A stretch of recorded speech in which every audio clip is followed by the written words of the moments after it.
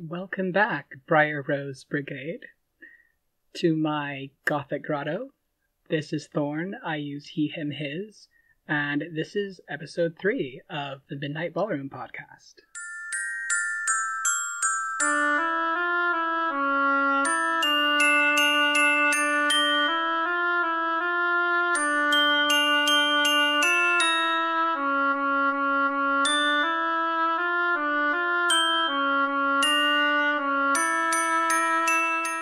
Alright, dancing for intro is completed. The most important part. One of them. So, let's see. Today is Wednesday, February 16th. I didn't film last Monday because it was Valentine's Day, and I had things to do. As you might imagine. So, I assume most people who are watching this at this point know, but I'm dedicated to my patron god, Gwyn Apnedd, but also a Godspouse of his, so that means it varies wildly from person to person, but basically, for me, being a Godspouse or spirit partner, I like that term because it's more inclusive. Not everyone is married to the spirit or deity that they're with, and not everyone is with a deity. So, but Godspouse is more recognizable for good or ill. So, for me, it's basically like being a nun, sort of, but pagan and gay, with a fair bit of polyamory going on.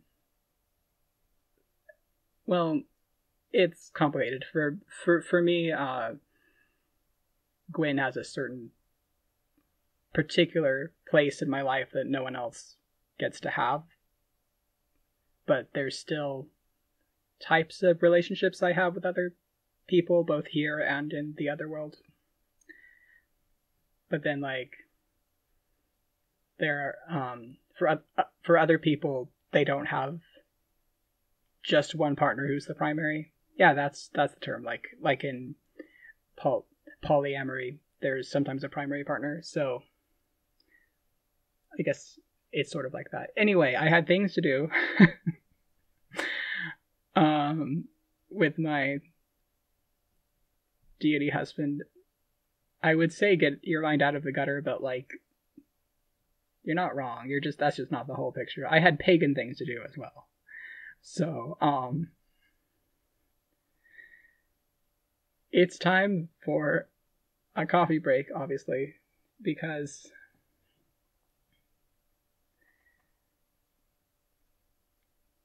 I don't have show notes this time. I'm just trying to remember everything that I wanted to talk about and see how that goes.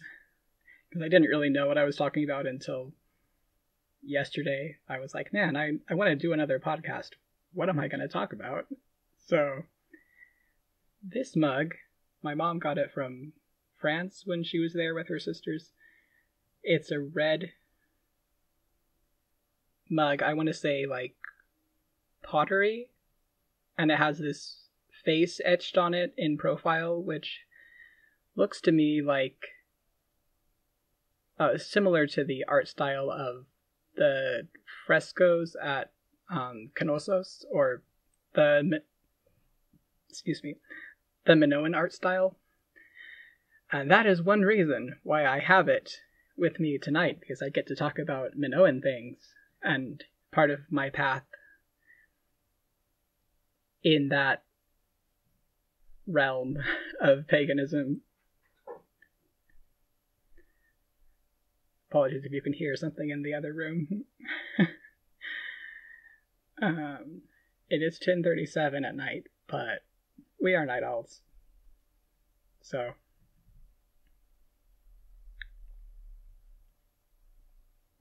and I also have Death Wish coffee in it.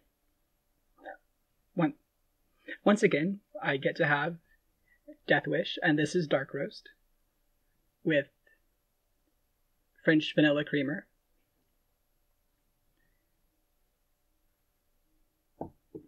I do have my auxiliary mug with me this time to use up the rest of the French press. Almost, there was still some left, but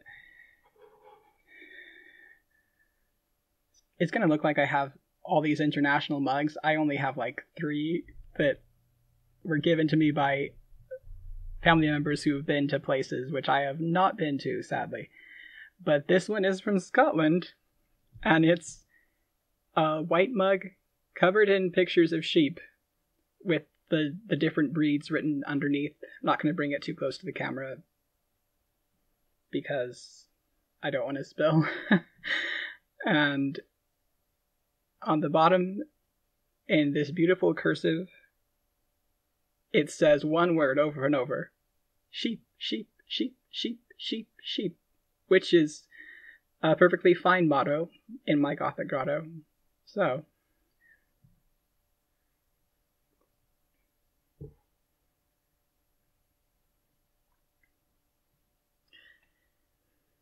right, the other reason I have this mug is because it pertains to my new album, because it's on the cover. My album tells the story of how I left my abusive ex. And I decided that I did want to tell the story of why this is on the cover, especially this chip here. I won't be mentioning any of their abuse in particular, just bear in mind that I am talking about an abusive spouse. So on the last day I saw them, I went back to get my stuff. Some of the stuff that I cared about, it was a very scary trip that we had to... my friends and I planned the whole thing out just in case anything went wrong, and thankfully it went really well. But I jokingly call it the heist. But anyway, I got most of my stuff packed up, and then the last thing I had was some mugs, like this one, in a paper bag, and my ex helpfully set the bag down in the shopping cart, since they lived in an apartment complex where they had one of those shopping carts that you can use to take stuff from your apartment down to the garage. Only they were kind of rough with the bag, and this chip happened, and they said, "Oh, I didn't realize it was fragile." And I remember thinking, that sums it up, doesn't it? Sorry about that. Yes, my door does need to be oiled. Well, I was talking to my friend tonight, and they gave me an idea for how it could possibly be done. I could just see if we have some WD-40, so I might try and do that soon. But in any case, so I remember thinking, yeah, you didn't realize it would be fragile. Not just the mug, but like the fact that your treatment of me has led to me leaving. And at that point they didn't know. They may have suspected, but I didn't tell them till I had my stuff safely out. Sorry about that. There was some conversation happening in the other room, and I hope that you're not picking them up, because I don't think they want to be on YouTube. But I'll do my best to edit out anything that's clear or bothersome. So, in any case, at that point, my ex didn't know that I was going to leave. They may have suspected, but I wanted to get myself and my stuff safely out. So, I didn't tell them what I was thinking when they said, "Oh, I didn't realize it would be fragile," referring to this. But I did let them know after that, just the facts of the situation as calmly as I could, because I wasn't trying to be mean. I wasn't trying to treat them the way they'd treated me. So I just calmly told them that I was leaving, and it was a very hard message to send, but I did. So, to me, this little crack is a very powerful symbol. Oh, and I didn't describe it. Like, it's a little chip on the brim, and it's still drinkable, and the mug is usable, and I do have the chip that fell off, but I don't want to put it back on because it's just powerful to have this. And the other thing that happened was concerns the other thing that will be on the cover, which is this. It's my ring on my ring finger, which is a little silver band, and trying to get it to focus. My knuckles are so dry, sorry. But anyway, there's a little round gem in the center, which is mostly white, but kind of pearly and translucent. Well, it's mostly clear, but kind of has a foggy effect. And it's surrounded by silver antlers, which have amazing detail on them. And also they get caught on everything, so I have to take this off to put on my dish gloves to do dishes. It's the only time I take it off, pretty much. So, anyway, I had bought this to wear for Gwen because my last ring, kind of a placeholder ring, broke. And it was just about to be my birthday last August. Not last August, the August before last. 2020. That year. And so I bought this ring on Etsy because I wanted it to be recognizably a wedding ring, but also recognizably kind of weird and witchy. So it helps with the fact that being a Godspouse isn't really a recognized thing in society, but he's still, like, my husband's still very real to me and he's part of my life. So wearing a wedding ring that people recognize, kind of, or recognize as a wedding ring, kind of helps. So I wasn't expecting this to arrive for a few more weeks, but it came the day before I was going to go get my stuff, and it was almost like Gwen was saying, yeah, this one's mine, and you're not going to get your claws in him anymore, towards my ex. And that's actually pretty much where the title of the album came from. It's going to be called You're Not My Gwythyr. One of the main myths we have of Gwyn involves his consort, Craedolad, and her other partner. So she has her winter husband, Gwyn, and her summer husband, Gwythyr ap Gredol. I'll link the blog of fellow devotee and friend of mine, Lorna Smithers. Sorry, I stutter, and S consonant blends are just really hard to say. It's not anyone's fault. But so her blog, which is called From Peniverdant,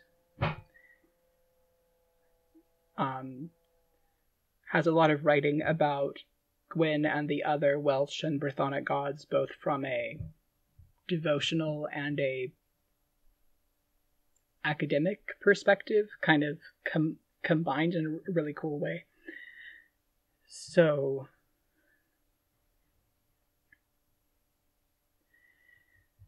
anyway, Gwyn and Gwythyr in this myth fight every May Day. Apologies if you can hear the cats running after each other. But anyway, so they fight over Cray the Lad, and then Gwyn dies for the summer and comes back in winter. That's my understanding of the myth and what I experience with this story. And I am close to Cray the Lad also as a goddess, but not Gwythyr. I kind of set that boundary because he's the rival and at a certain time of year the killer of my patron god and husband, so I don't have to like him if I don't want to. I do honor him as, or like from a distance, I see him as a worthy partner for Cray the Lad and as a worthy god in his own right, but I just don't personally want to be close to him. So unlike Gwythyr, who is a worthy other partner for one of Gwyn's partners, my ex-husband, I'm trying to tell this intense story and like the cats are romping around, which is hilarious but kind of annoying. So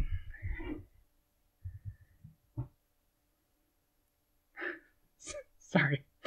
Anyway, so my ex-husband is not my Gwythyr. I actually don't have a Gwythyr now. It's just Gwyn, and I'm fine with that. I don't have to divide up my time between Gwyn and someone else. Like, obviously I have parts of my life in the mortal world, but I don't have anyone else who's competing with Gwyn on the same level for my heart and soul, which is, it's nice. And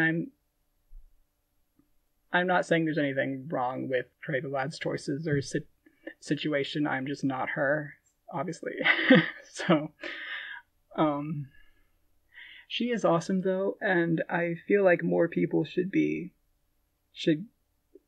able to get to know her. Like, she's not very well known, even in the pagan community, and if you are inclined to, and you just reach out to gods sometimes, like, you know, check her out. That's my shout out to her. So apparently there's drama in the cat community on this fine evening.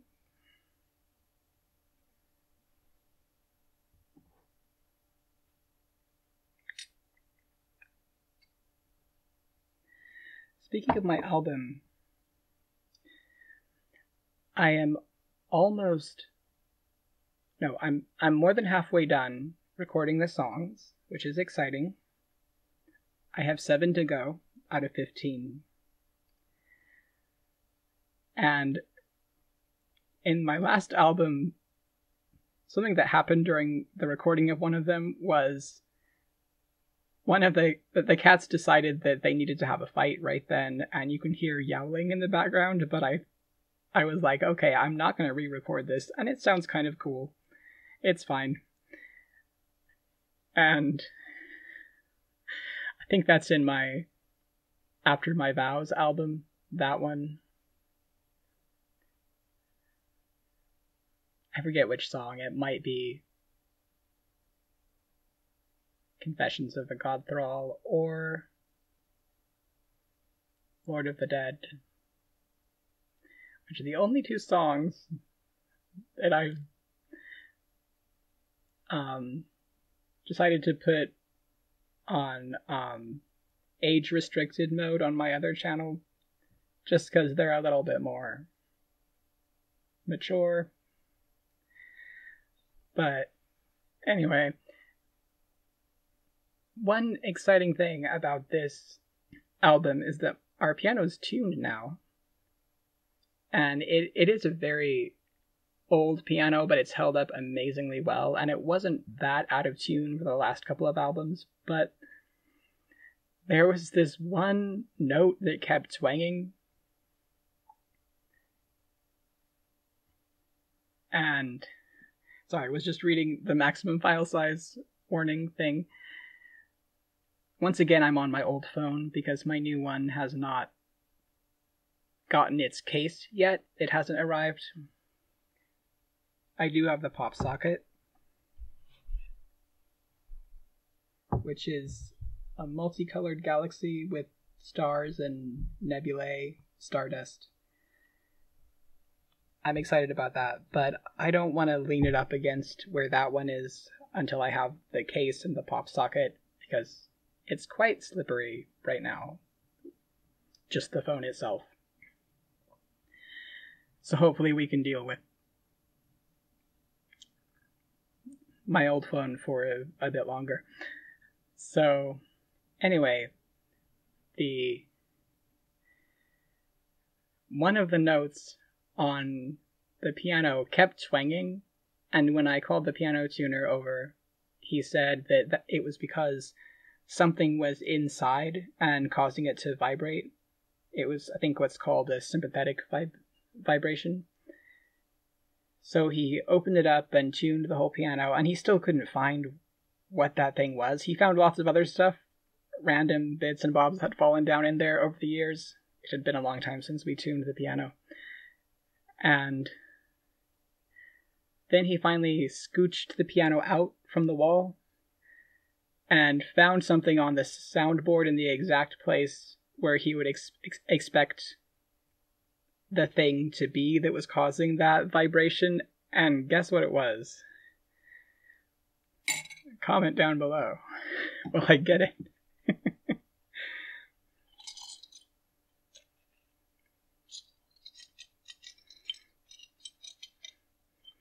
Pertains to one of the keywords: spooky, witchy, queer, and crafty.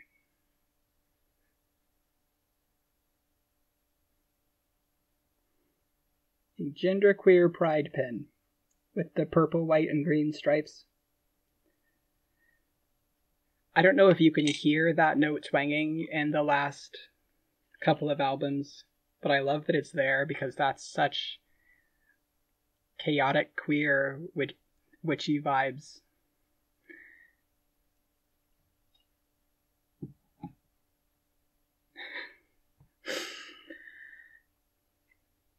I think that's all I wanted to say about my new album. It is exciting.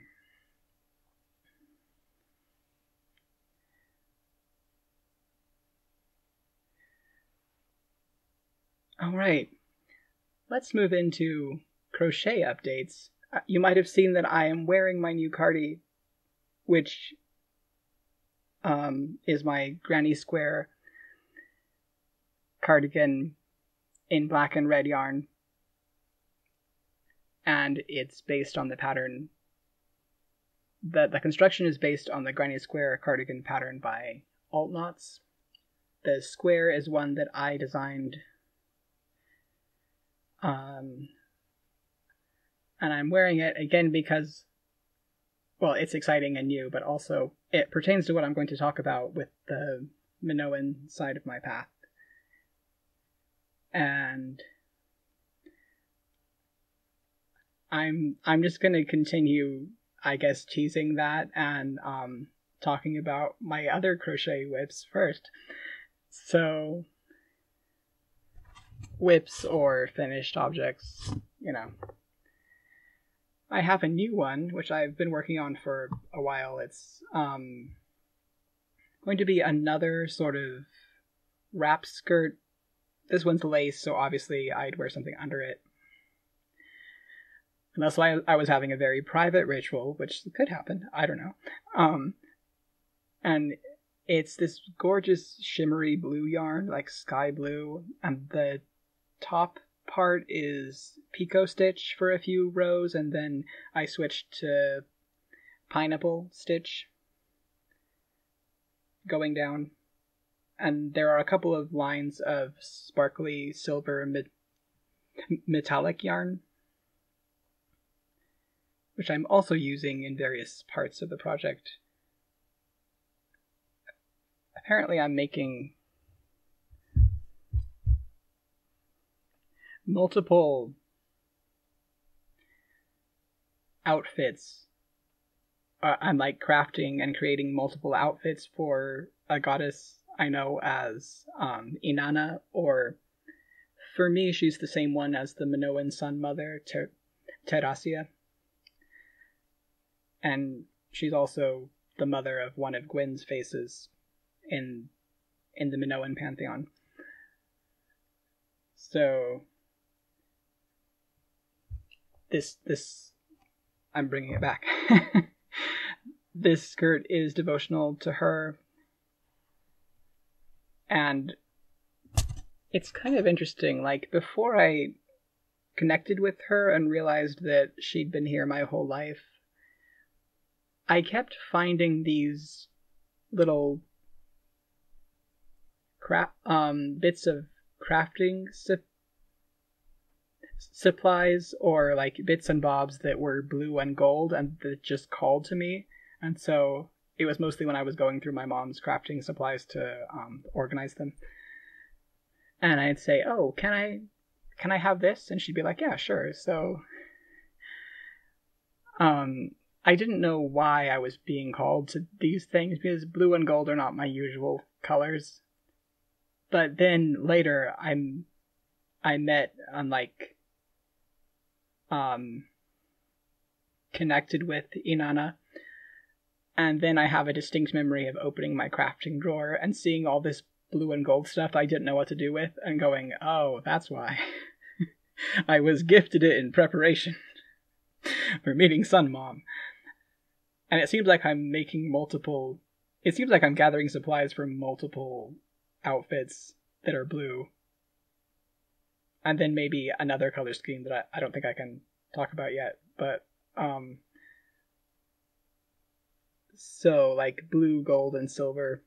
Possibly red, but that's more of a color for her son, one of Gwyn's faces.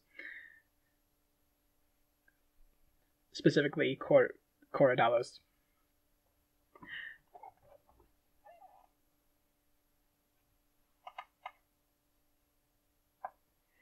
While we're on the subject, this is my pretty basket of shiny goodness of things I'm gathering for Inanna projects. And here's my little crochet bag of yarn. So I have several blue shades of yarn, including a sparkly one that I saw on Etsy and immediately had to have. So sometimes I see something and I'm like, I must get that for Sun Mom. And sometimes Gwyn is like, yeah, sure, go ahead. And other times he's like, calm down, we're getting stuff for you. Don't get carried away. she has that effect on people. So then I have a couple of blue and gold roses and some silver and gold wire, some blue ribbon. And I have a bag of lapis lazuli stones, which my sister got me for Christmas, not knowing anything about my relationship with Inanna, or that lapis lazuli, at least in my understanding, is sacred to her. So that's cool.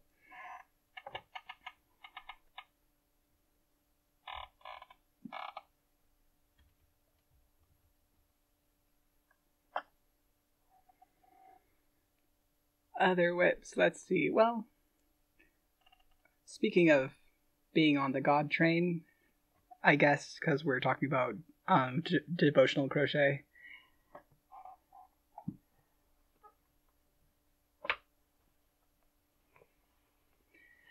I have done more work on my Hades shawl. This is the skull shawl that I'm doing for a friend.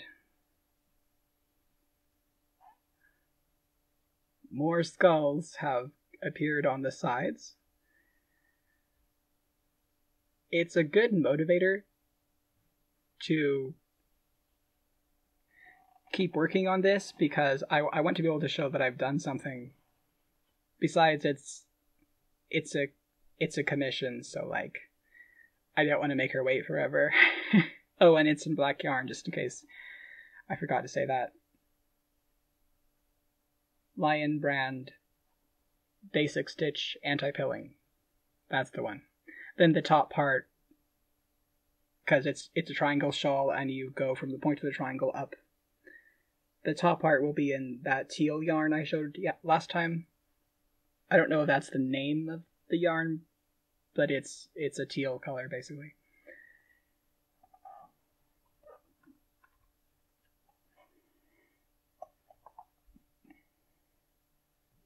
Once again, on the devotional crochet train, my sneck continues to grow longer a little bit. Yes, she's becoming a proper scarf length. This is an amigurumi sneck in black and red yarn. And I was told by some friends that, yeah, it's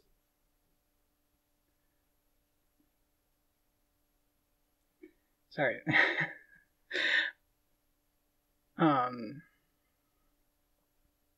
I was wondering last time why, if I was supposed to just leave the X going up her back, kind of, except it kind of spirals around in a way I wasn't expecting. And it seems like the consensus is, yeah, that's probably like a sacred magical thing that was happening on purpose. So I'm excited to finish her.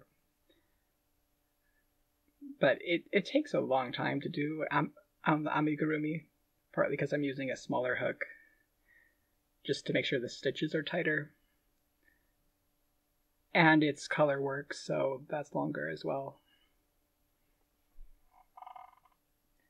But she's not only made of black and red yarn, but also sparkly black yarn. And has beads for eyes. One of them is red and one of them is gold.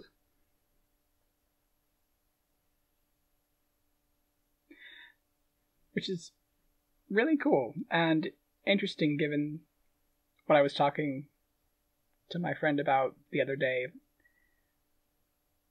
Unfortunately, it's a mysterious god thing that I don't know if I can talk about on the podcast. But yeah, red and gold eyes. Cool.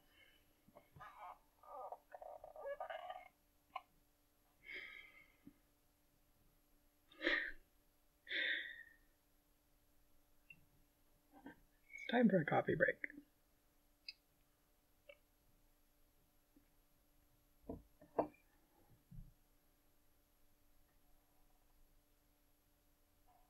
Trying to think about other whips that I have. Or at this point I think they're finished objects that I wanted to show.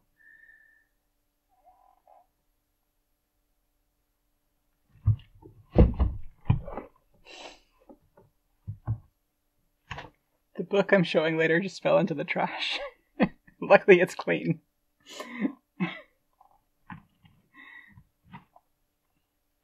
So speaking of serpents and serpent mothers, oh, I forgot to say that the serpent I showed earlier, the Sneck amigurumi, reminds me of Gwyn's other mother. I call her that because she kind of has an other mother from Coraline vibe, but in a good way. His Brythonic mother, whose name is Anrina, she's a goddess recovered by Gnosis. But she's the one that he introduced folks to as his mother, at least in that context.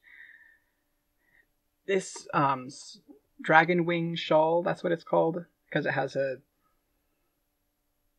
spiky edge, I guess, like a dragon's wing, is devotional to her and her and him as mother and son.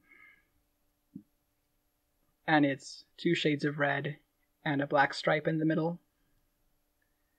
and also has some of this gold. This kind of thick gold yarn. I forget what it's called. I want to say roving, but probably not. Anyway, it's really thick, loosely plied yarn, which is gold and has several different strands, or like there's a metallic golden part wrapped around parts of it to keep it together, I guess. Like there's some almost like wire wrapping around a chunk of yarn, and then it goes for a while, then sorry bumped something, then the golden yarn,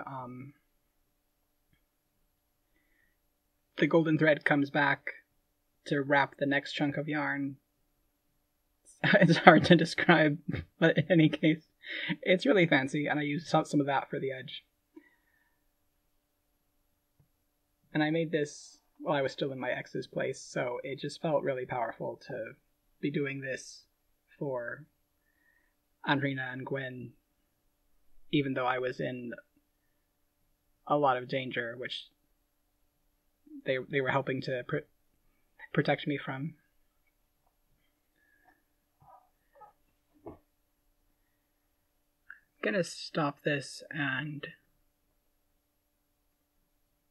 restart it just so we don't have any problems with the file being too long. And we're back. Right, I was talking about crochet, as one does.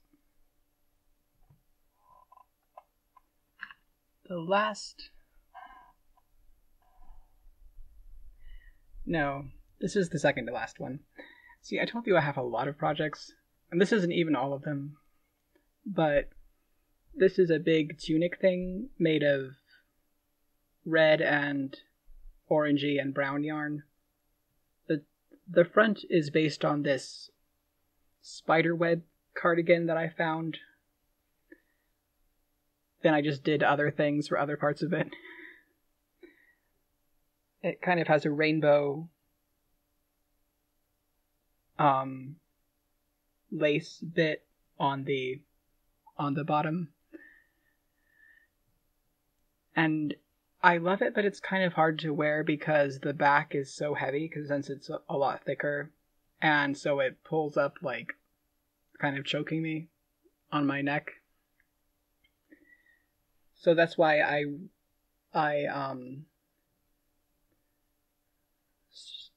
pulled this ribbon through to kind of gather parts of it at the waist, so hopefully I could pull this down so it wouldn't pull up and choke me, just to kind of counter the weight of the back. I'm not entirely sure if that worked, but it's such a beautiful piece that I want to keep trying to figure out how to wear it. Also, the front has a lace up like when those tunics or poet shirt type of things have a V and then it laces up kind of crisscross. I wanted that effect, so I have a red, kind of a suede cord as the lacing up.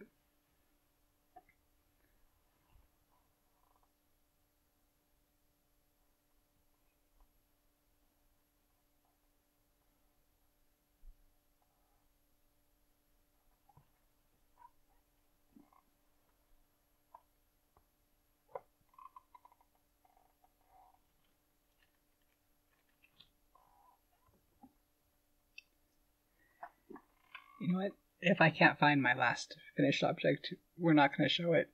But it's fingerless gloves, which are red, and they have a black zigzag corset lacing effect up the back, which I added on top after finishing the most of the gloves, just like attached the yarn and then chained and then attached it at a different point and then like zigzagged.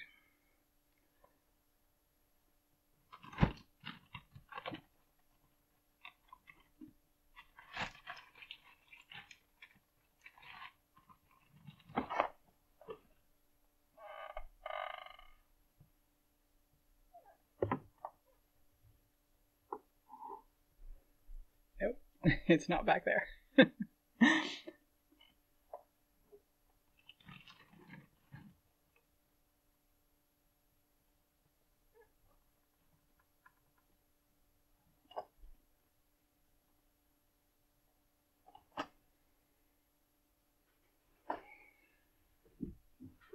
I did find it. I'm just going to wear the right glove because, as I said, my ring makes it hard to wear things unless I take it off. So that's one of my fingerless gloves. I like these a lot, but I don't tend to wear them much, partly because of my ring and also because of this.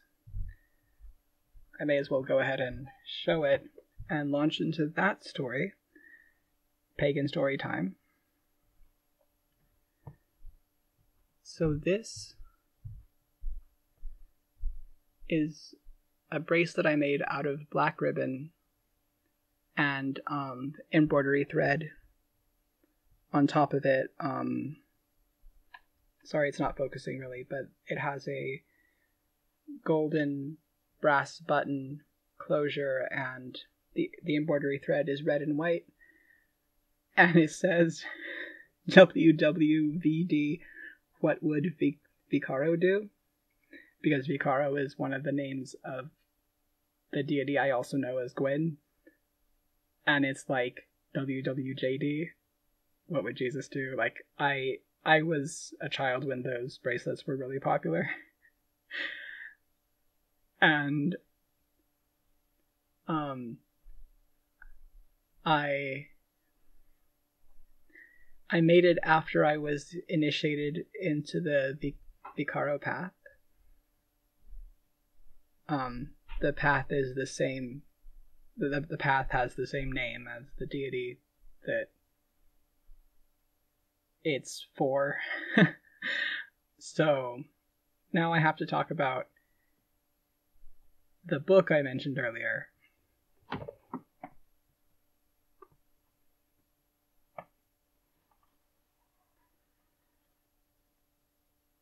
I noticed last time that things are flipped on my screen, unfortunately. But this says Vikaro, and it's a kind of a golden orangey cover with a stone in the center, which is a jagged triangle, sort of. And it has 3 symbols going down on it in gold. And those 3 symbols say Vikaro in linear A and or B. Probably A, but I'm not ruling out B. Which is the script that the Minoans used. And this is a book by my friend and chosen brother, Brian Hewitt. It's a... How do they describe it?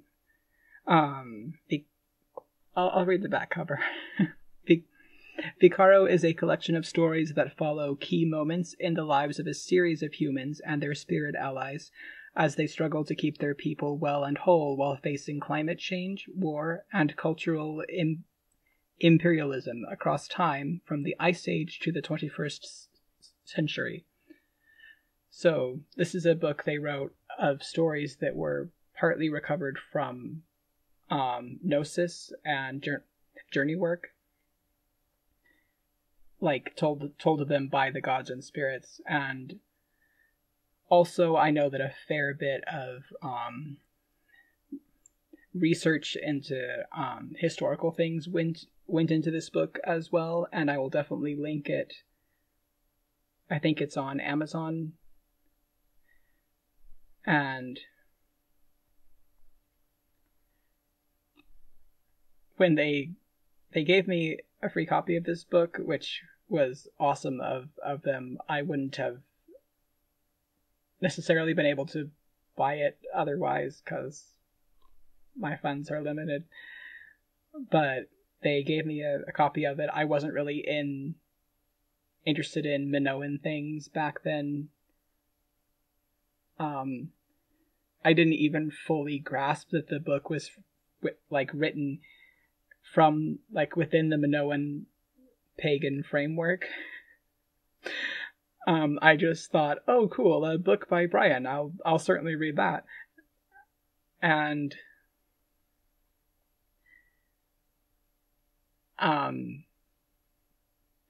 just an aside, I will link Bryan's blog and also the blog of Laura Perry, who is one of the founders. Well, I think they both are, but of the tradition known as modern Minoan paganism. I'm sure that I'll get some stuff wrong about the actual tradition and its mythos. So I encourage you to check out those resources. The thing that I am confident about not getting wrong, of course, is my own experience. Not that I can't be wrong about what happened, but like it's not the same thing that needs fact checking. It's just like personal experience and gnosis. So I will also be talking about that and the way that I experience these gods. So they sent me this book, Bryan did, and I read it. And in the section about like set during Minoan times in Crete,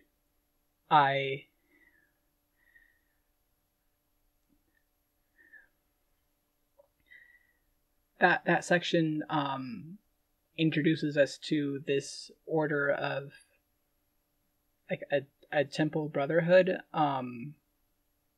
called the Vikaro, and each of them sort of like takes on the name Vikaro because they're serving this deity named Vikaro, who is a face of the god Koradalos, and thus also Gwyn. And if you experience these gods or faces as different deities, that's fine. Like, this is just my experience based on what they've told me, or he's told me. The identities of the gods can be very fluid, and for me they often are, but I let them tell me when they're fluid. So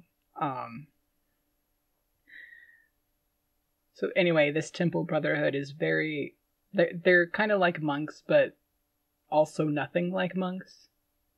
Their focus is on just this very joyfully queer and body positive, sex positive life and way of serving both their deity and the community. And the reason they take on the name, that they take on his name, is because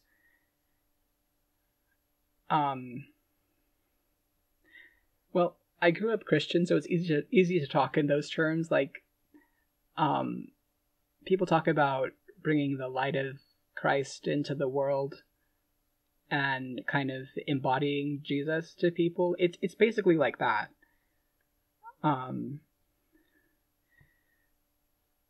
And so,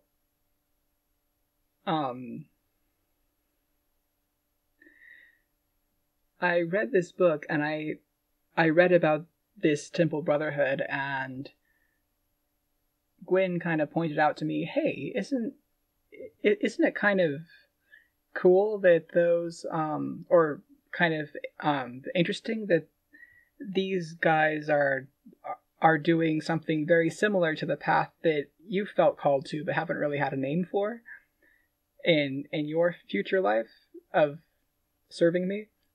And I was like, yeah, that's cool.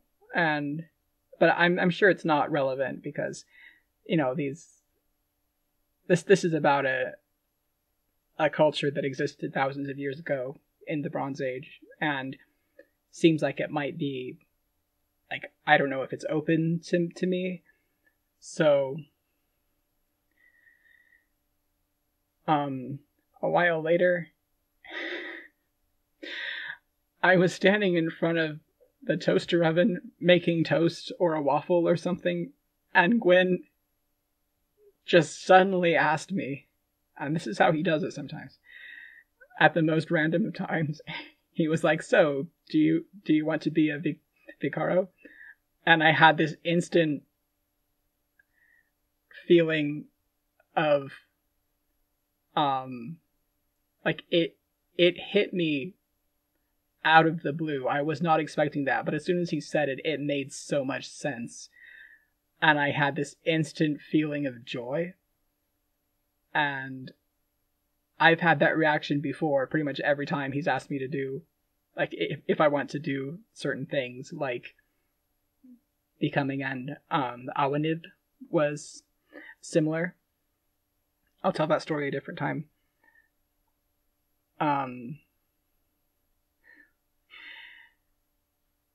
And so I did become Vikaro last April. And for me, the one reason why I mentioned that my path makes me kind of like a nun, and in that I don't really have, or I don't really have another partner in the same way as Gwyn, even though I do connect with people in various ways, which may be romantic or sexual, but like Gwyn's my partner. It's because for me, that's one of the things that I was asked to do if I became Vikaro, is to and this is something that they did in the book too, or in the previous time, which this book is about. They wouldn't have a human partner. I don't know if all of them were like Godspousing their deity or our deity. My feeling is it happened to some extent, but I don't know. So that's one thing from the past that I've been asked to bring forward into this present time. Oh, and I mentioned that I wasn't sure whether this path was open to me, and I told Gwyn that I was like, I have to make sure that I'm not like appropriating. And he said, everyone who used to practice that tradition has been dead for thousands of years. So, like, he was just very blunt about that. So I was like, oh, okay. I guess it's not a living tradition.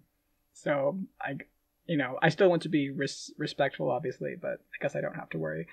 So, the reason why I keep saying things that I've been asked to do as opposed to, well, there is one other living Vikaro, and it is my brother Bryan, who wrote this.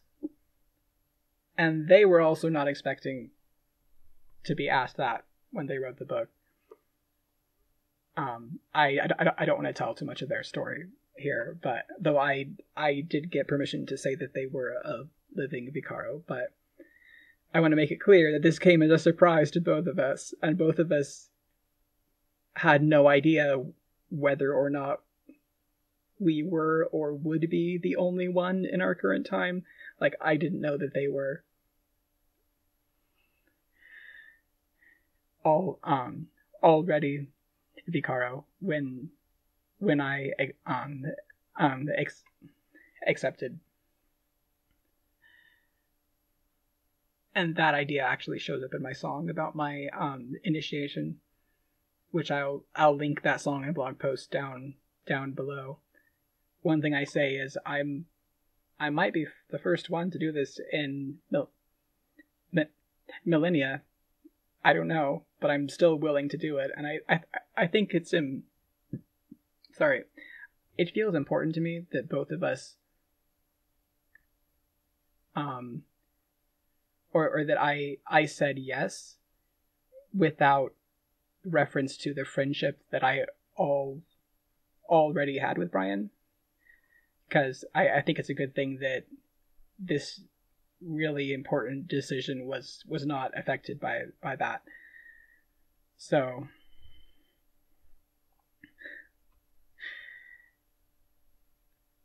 that is something that is really important to me. My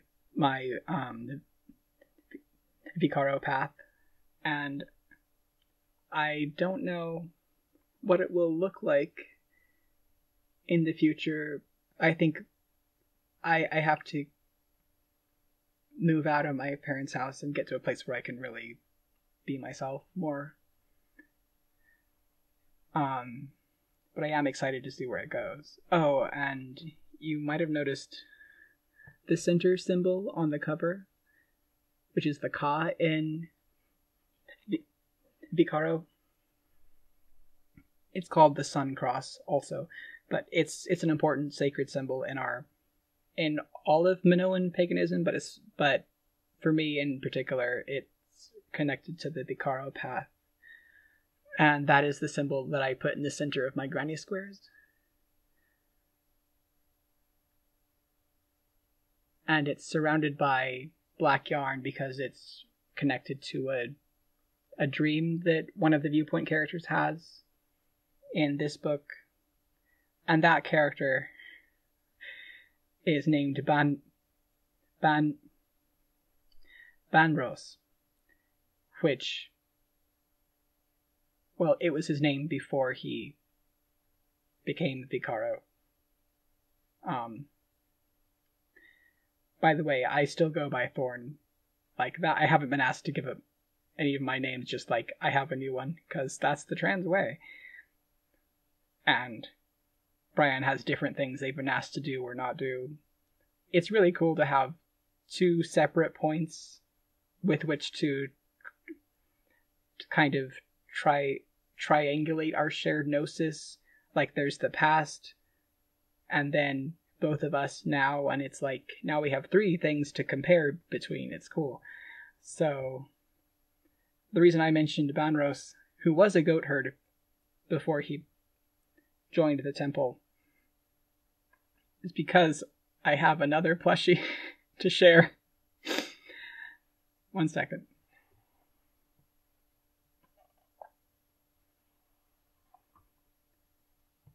This is a Beanie Baby goat who is like kind of tie-dye rainbow and has green sparkly horns and a little yellow beard. Ooh, and pink and blue and green hooves. And his name is Banros, after that character. I found him at a thrift store quite a while ago, and he didn't have a name, and then suddenly I was like, oh, suddenly goats are important to me. And I really love this person. It feels weird to call him a character, but like this figure in this story who's basically my viewpoint into what being a Vikaro can be like, at least thousands of years ago. So this is Banros, the goat. And I have one more friend that I brought along.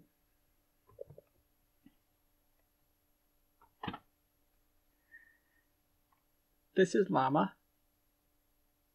She's an alpaca, I believe, and her name is technically Madeline, I think, because for a while I had a Poe themed a theme with names from Edgar Allan Poe, because my sheep is Annabelle Lee, and then she's Madeline, and I think my other sheep is named Lenore.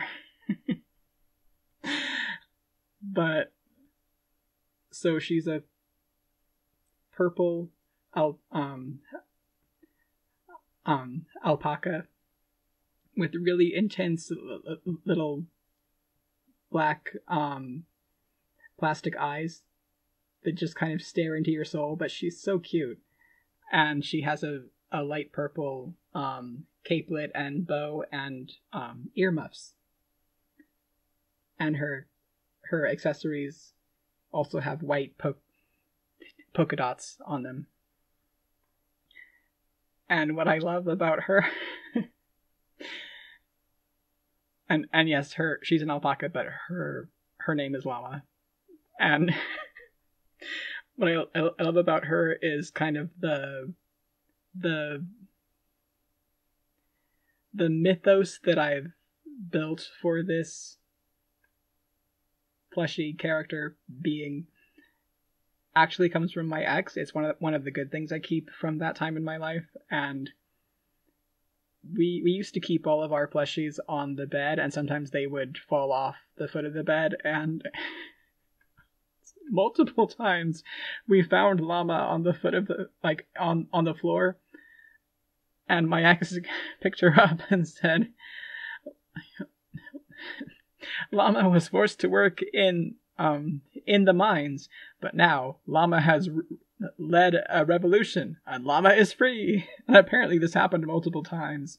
I'm imagining someone like, if you've seen Star Trek Deep Space Nine, like one of the Bajoran freedom fighters who just keeps getting captured by the Kardashians and then like causing trouble and like leading a prison breakout or something. I'm just like, yes, I really enjoy and respect Llama's revolutionary spirit and try to, take it with me.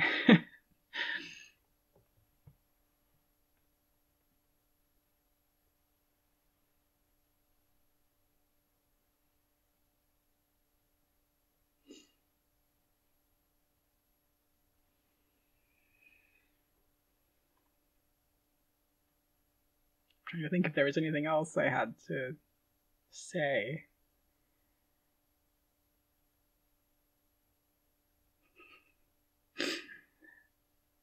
So, one of the things in on my table here is a jar of mugwort, or dried mugwort, and I think it's mugwort, I could be wrong. It's some herb, which I appreciate very much, which my brother Bryan gave me when I went to visit them last fall. And it just smells like home to me. I don't feel like I'm home here in my parents' house for reasons that I don't really want to get into, but when I was with them and their family, Brian and then I was like, wow, I feel like I'm home. And I know that people accept me fully for who I am as a gay, trans, pagan,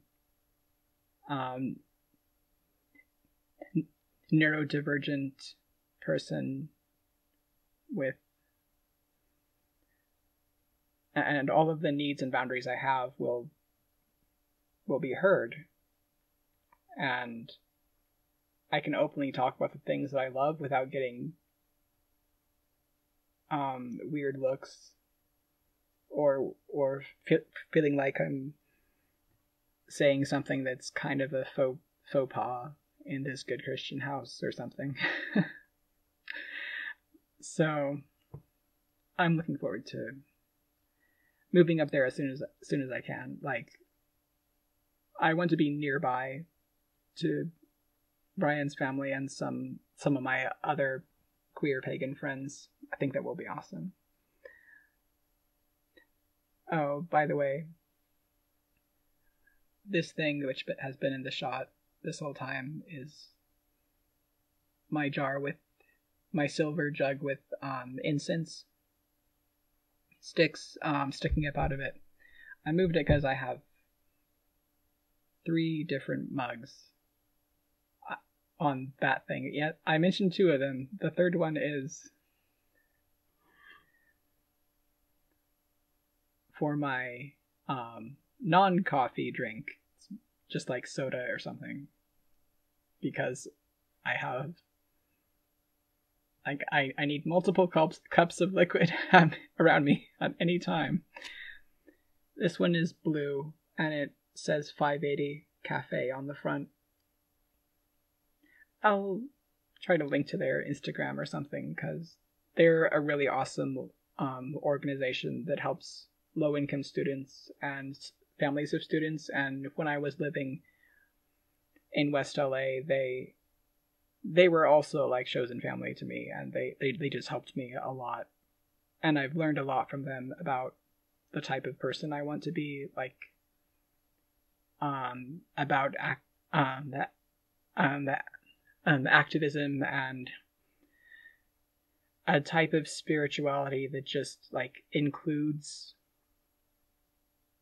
all types of beauty in the world and sees the fight for justice as sacred, that kind of thing. And also they deeply value coffee, so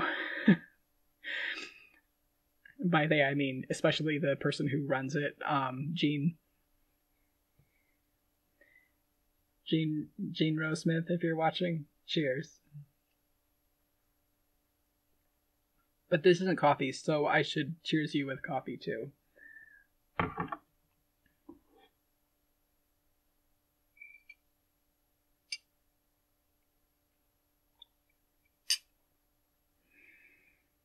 She's been a mentor and mother/grandmother figure to me for many years now, and to many other people in the community too, and was one of the few places I could turn to when I was living with my ex and things would get bad.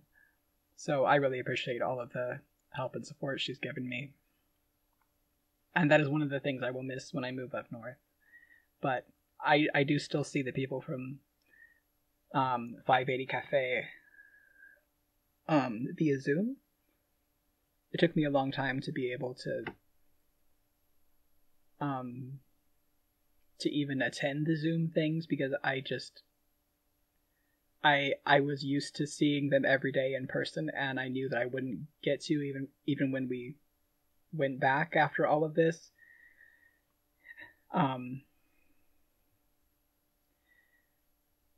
So I just had to process that grief for a long time, but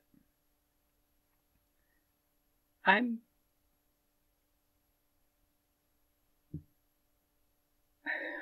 processed so much grief the last year or two that I wasn't expecting to have to process, but I feel so much better now. And I feel like I can just practically fly away. And I do have dreams where I do that. I'm just like, oh, I'm in a difficult situation. Oh yeah, I can fly. And then I do.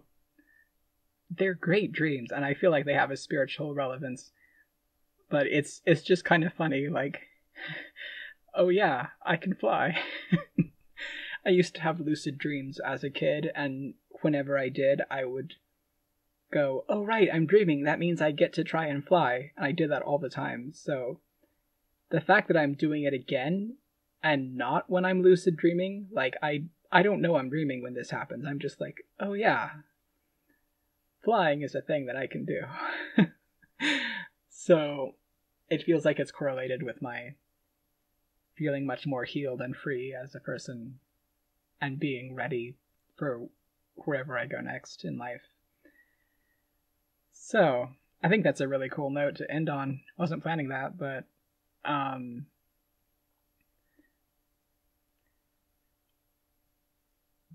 don't know why I'm telling you this, because you'll only see it after the video's up, but I will try to get it up either this Sunday, or since my dad's birthday is this weekend, it might be a bit later, but I'll probably use the community tab to mention that, just in case anyone is watching who doesn't also know me, like, personally.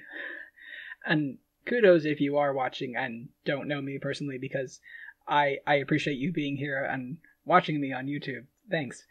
I also appreciate it if you do know me personally. Hi, friends. And and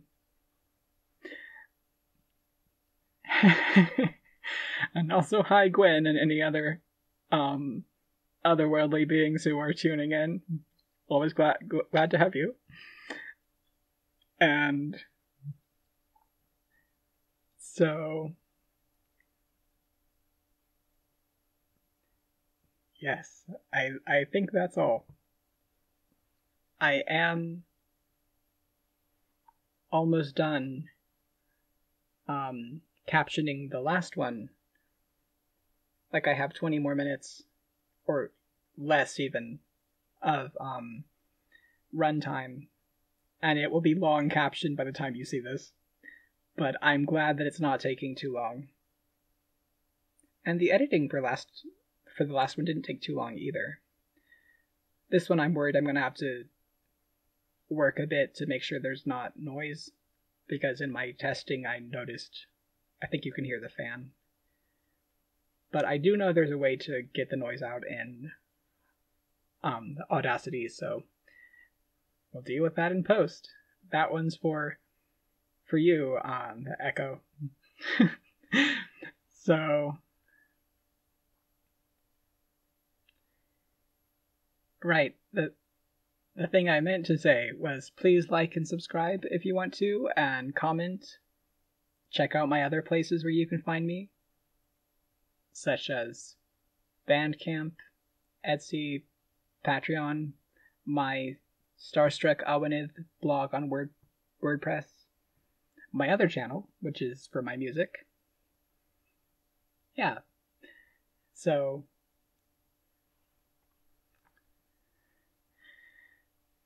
also the shirt I've been wearing is from Woot Shirts, and it is a stylized picture of the Minotaur, and it has a Labrys in the back. Wore that because I was talking about Minoan things. So, also because I like the shirt, it makes me feel very connected to my Vikaro path. So with that, I will let you go. Thanks for chilling with me, and let's dance again at the next midnight.